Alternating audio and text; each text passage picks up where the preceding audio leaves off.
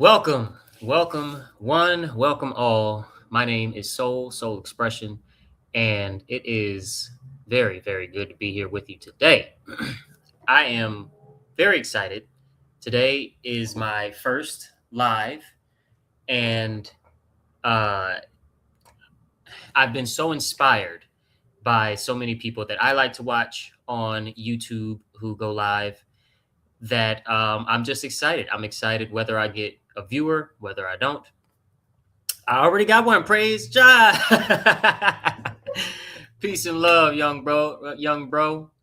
Um, Today we are going to be getting into the Inner Storyteller, a philosophical map. Now, the Inner Storyteller, of course, is my book. You can get a copy right here at innerstoryteller.card with an extra r.co. And the book itself is my life's work, right? It's what I'm my contribution to the natural law community and the natural law philosophy, as well as my contribution to psychology in general and the developmental studies of the human experience, right? And what I discuss in there is how we are conditioned to protect the stories that keep us powerless.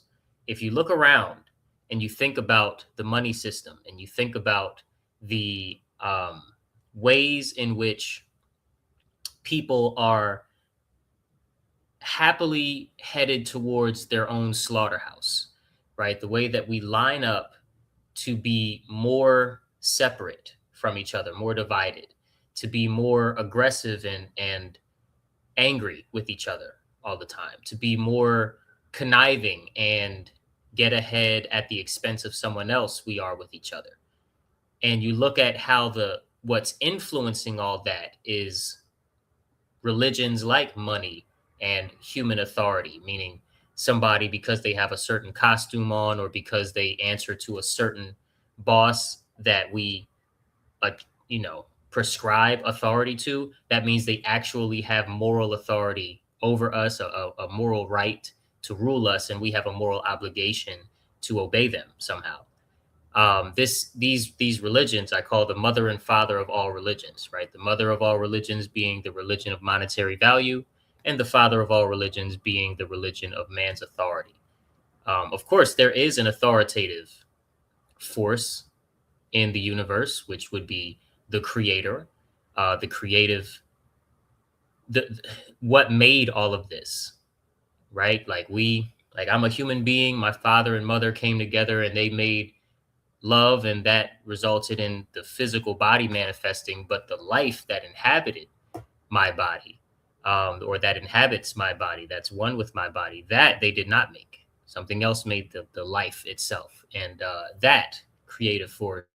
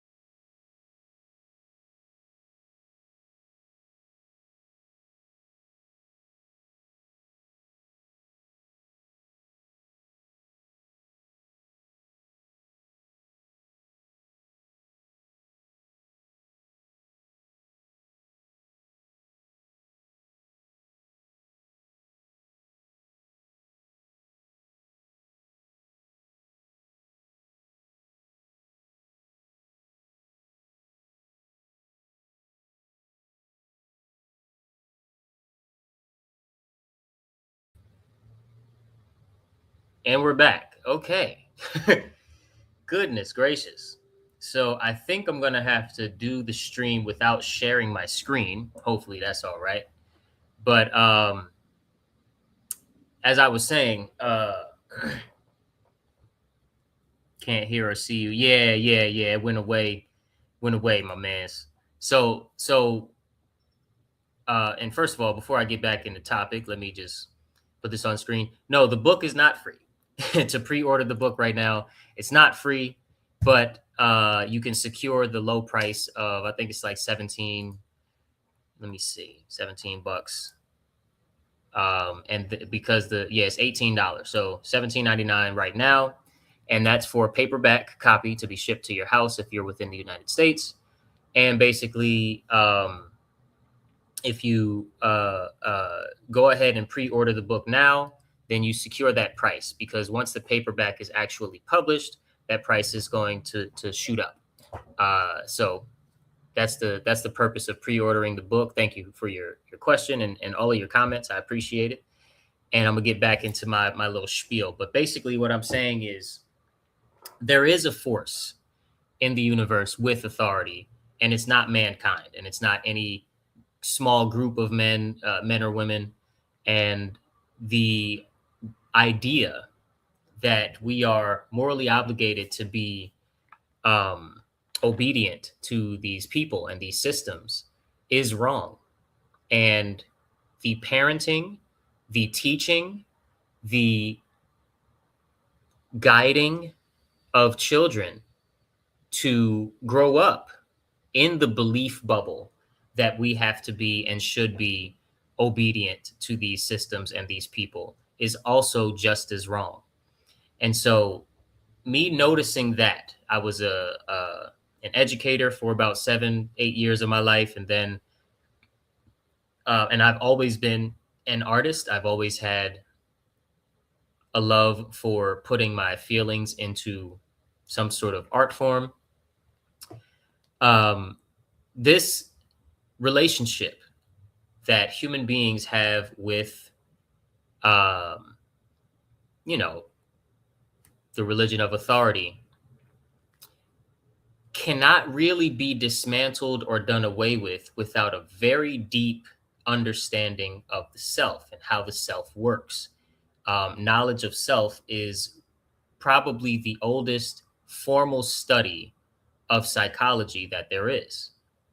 And you could say psychology is actually a sub branch out of knowledge of self, because knowledge of self goes beyond the psychology of one person. Of course, there's aspects of the collective human family that impact how the self operates and what comprises the self. There are natural um, ways, to experience and to explore what the self is and what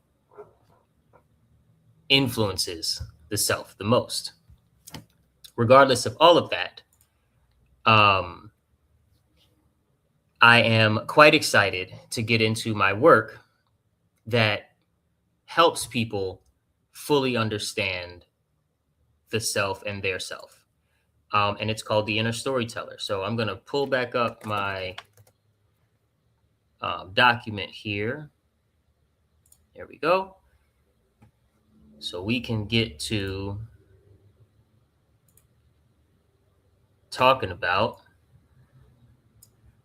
boom, the philosophical map to the Inner Storyteller. Now, the Inner Storyteller itself is a book.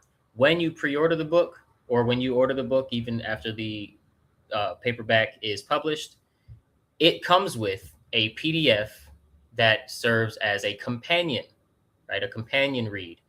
And I'll show you for a second. Hopefully, if I just share my screen for a quick second, it won't glitch out on me. But this, add to stage, is the Inner Storyteller, a philosophical map. You have the power to rewrite the story that defined you.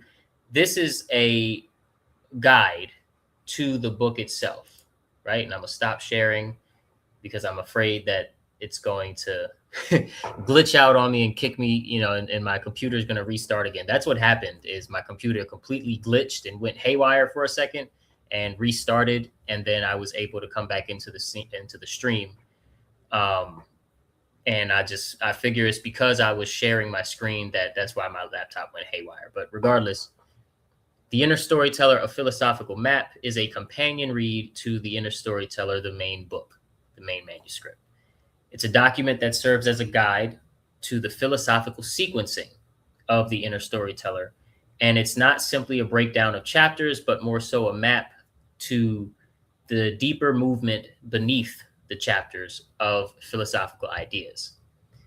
Mark Passio often says that there are only two things that bring real and lasting change into the world or into the human family. The first is obviously technology.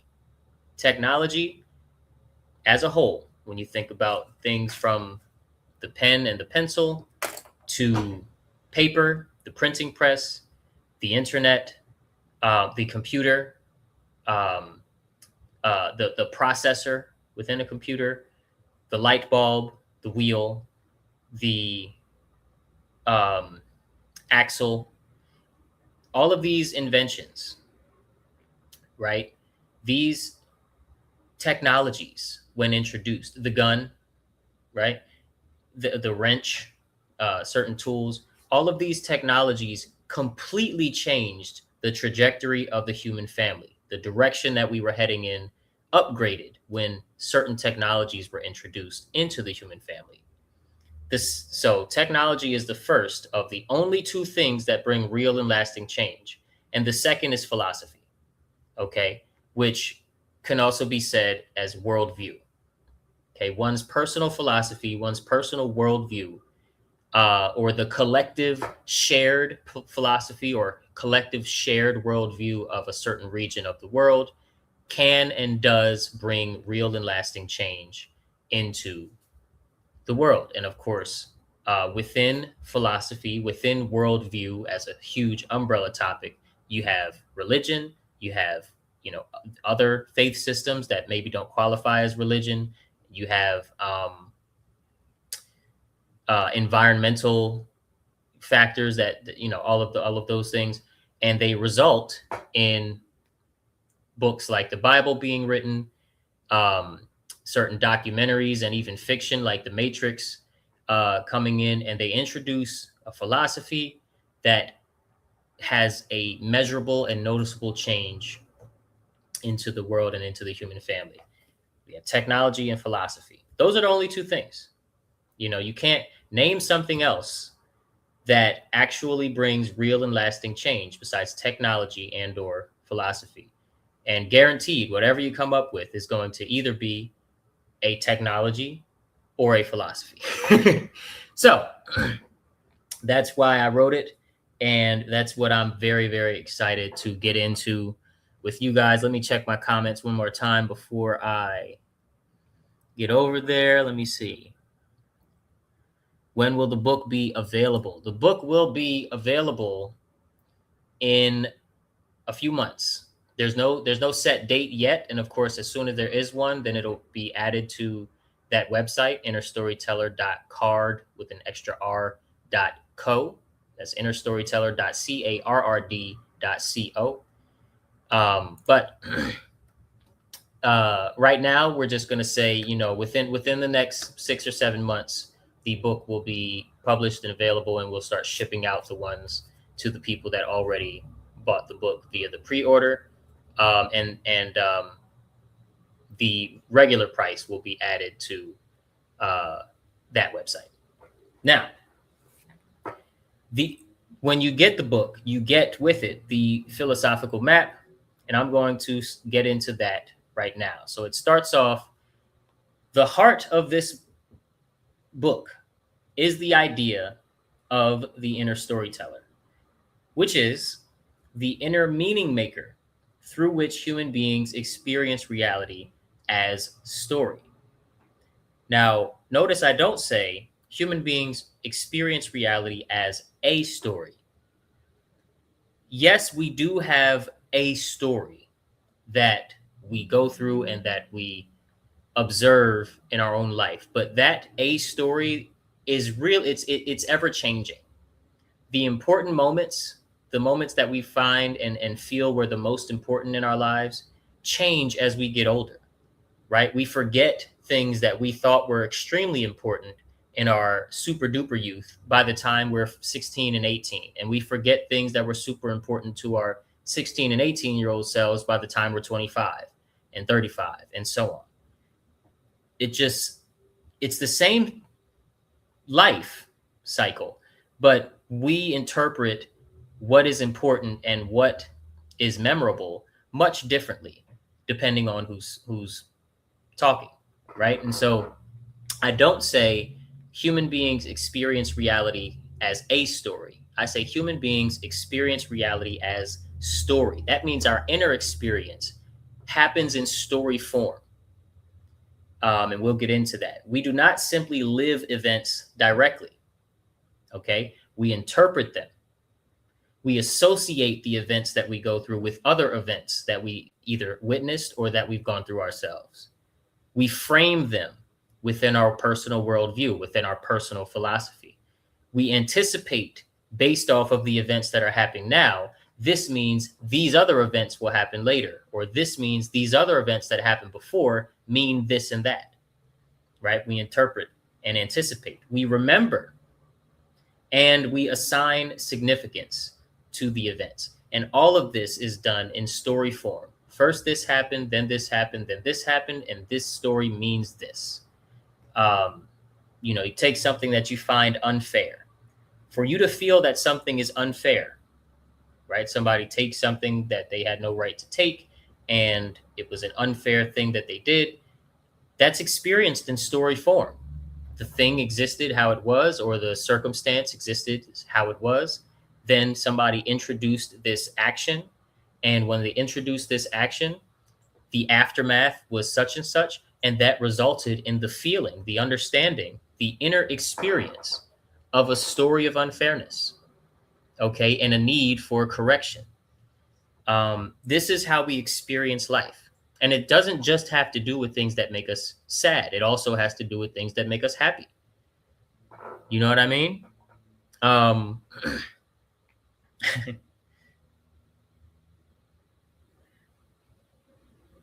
I do make music. Don't lie on me. My man's is trying to distract me from the topic. But regardless, I'll do a rap. I'll do a rap on this live. Just stick around with me, and I'll spit some bars for y'all. Getting back to what I'm talking about. The inner storyteller is the force through which experience becomes narrative. Okay, through which sensations become meaning, through which memory becomes identity, and repeated interpretation becomes the patterns and cycles of our lives.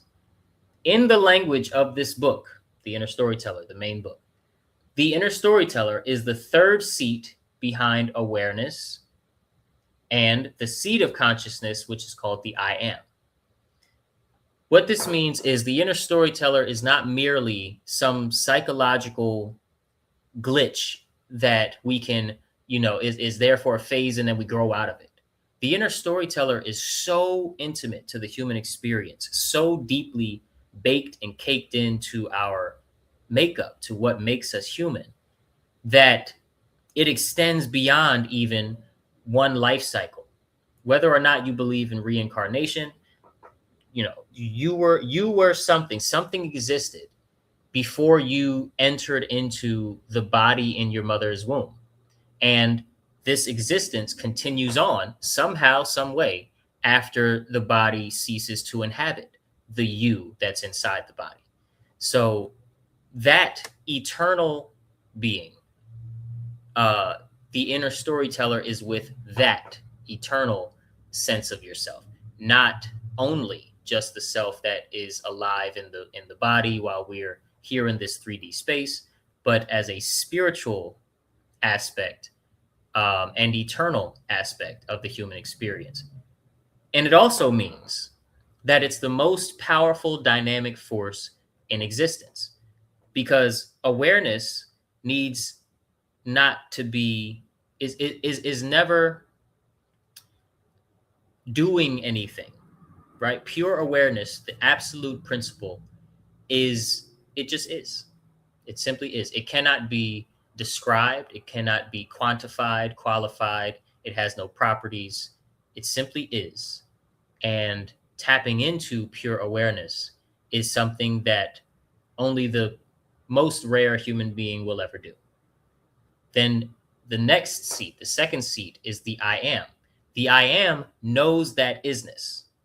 Okay, awareness simply is.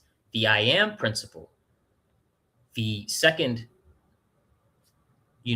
largest uh, field of intelligent experience, that seed of consciousness, that center point that separates the me from the universe, also very similarly simply is. But you can say with the I am, it also observes, right? And from there is the inner storyteller. The third seat is the programmer, this machine-like existence called the inner storyteller. And this is where our understanding has to begin. It cannot begin at a place where we are hearing the term the inner storyteller and we're thinking that it just means something that shuts off when we meditate deep enough and we quiet our mind and stop thinking our thoughts over and over again, and the endless chatter that goes on in the skull. It's not that. It's not even your conscience that gives you good advice when you're about to make a dumb decision. It's not your conscience. It's bigger than your conscience. It's bigger than the voices that are always going off in the skull, in the head. And it's bigger than your emotional body and your emotional memory. It's bigger than all of that. The inner storyteller is what dictates your inner experience as a human being and as a growing being in the universe. Moving on. The I am is the first spark of being. The inner storyteller is what begins arranging that being into lived experience. It is what says, this happened to me. This means danger, or this means safety. This means love, or this means hatred or disdain. This is who I am now, or this is not who I am. It is not consciousness itself. It's not God. The inner storyteller is not it's not God or anything. But the shaping force through which consciousness becomes personal, dramatic, remembered, and directional, right? We all feel that our life has a direction. We're sort of headed, even if we're headed into the unknown, right? We're in various phases of our life where it feels like I don't know what I'm doing. I don't know if I'm doing it right, and I'm, a little anxious about it. These feelings are very common in the human experience. But even if we have those feelings, it's still, if you're sensitive enough, you will see that your life is moving in a direction. And what makes life feel directional, what gives that substance, that those kind of boundaries where you can see your life has a story to it, is the inner storyteller. This matters because human beings do not act only from facts. They act from the stories they believe those facts belong to. Let me say that again. This matters because human beings do not act from facts alone. We act based on the stories we believe those facts belong to. This is I cannot stress enough how important it is to really understand this concept. When you wake up in the morning, and right in between where you're actually getting into your day and you're just waking up out of sleep, right in between there, maybe you're still in bed, maybe you just started to move, but you're not actually into your day. There is a moment where your brain switches from being in a certain brainwave frequency to being in a much higher brainwave frequency, like going from theta to beta, I believe. But don't quote me on that. I'm not a scientist in that sense. I'm not trained in that jargon. But in that phase, when you're first waking up, there is a lack of logic that you can pull on. And the only thing that's happening is you are kind of seeing the story of your right now moment until the brain kind of kicks in, and now you're thinking about all the things you have to do today, all the things you forgot to do yesterday, how hungry you are, if you use the bathroom or not, blah blah blah, if you brush your teeth. Those things then kick in, and then that's over. But right beforehand, if you pay attention, this is some homework for you guys enjoying this live right now. Be in the space as long as possible when you first wake up, whether it's from a nap or from in the morning, where you're not thinking, and see for yourself that the storyteller is still active. Okay. So you don't have to be in a chatter mode to realize that you're not acting from facts. You're not interpreting, noticing facts and moving throughout your day. You're just observing a story play out, and something is conscious of that story of you waking up. And it's very present. It's very present state of mind. Again, it's before you start thinking about what you have to do in the day. All right, so I'm gonna move on.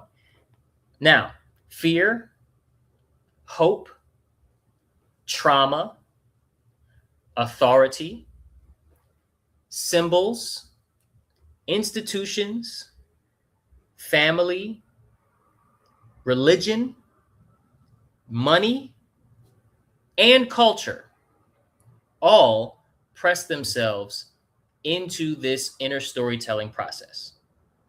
There is not an aspect of your life that isn't directly connected to this inner storytelling process, because of the fact that our inner experience always happens in story form, always forms itself around narrative. Over time, what is repeated becomes familiar, and what is familiar becomes believable. On the flip side, what is believable becomes behavioral reality.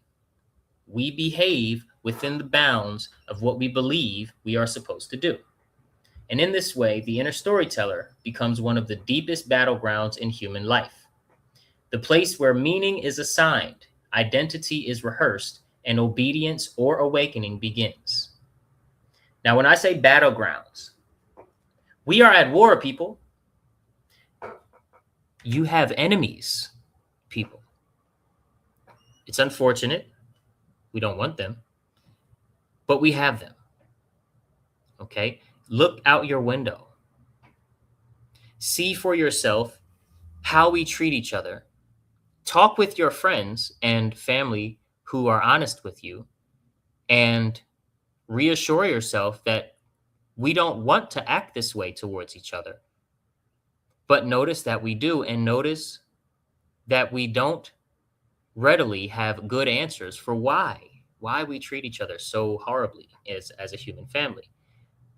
I put forth that we do this out of obedience to perceived authority.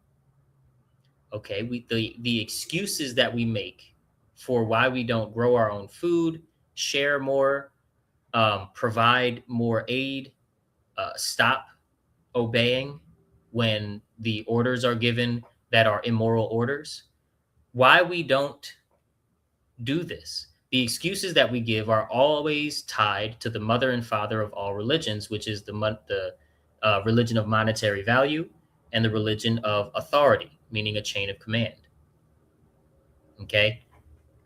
So the inner storyteller is where the battleground takes place, because the inner storyteller, those at the very top have deep, intimate knowledge about how the human psyche works. They know, even if they don't have my language for it, what the inner storyteller is and how it is programmed, and how to make the whole world serve them through the psychological processes and propaganda and the mind control methodology that they employ.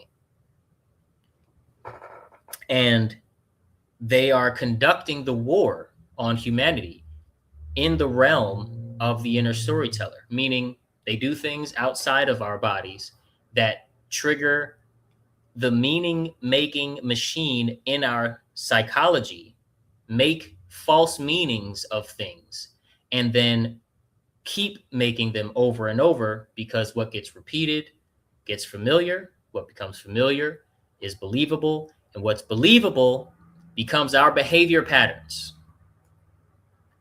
Hope that makes sense.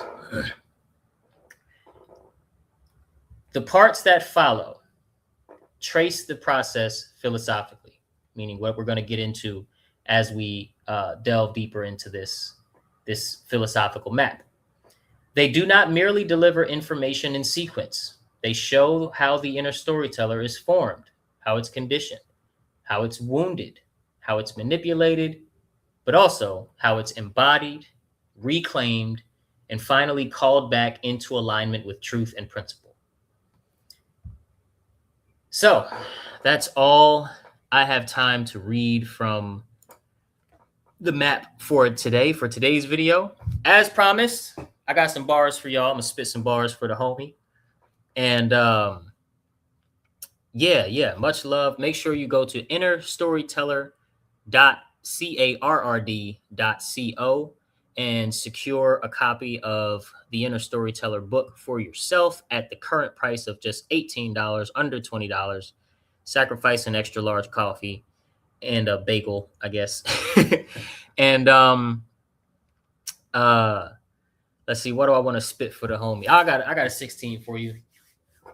Here we go. Listen to the words, y'all. Listen to the sequence of the words, because I think it's very pertinent to what we got into today and leading into getting into the next video for whenever I release the next video. I want to say tomorrow, but I don't know. We'll see. It's different moving from intelligent to wise. Intentionally thrive, be exceptional, revise any gesture that describes infinitesimal demise, because the rest of it be mine over everything ye find. You are destined to design where your destiny resides. Lessen your replies, set intention to be guides, and only speak if it's appropriate, because the lesson is inside.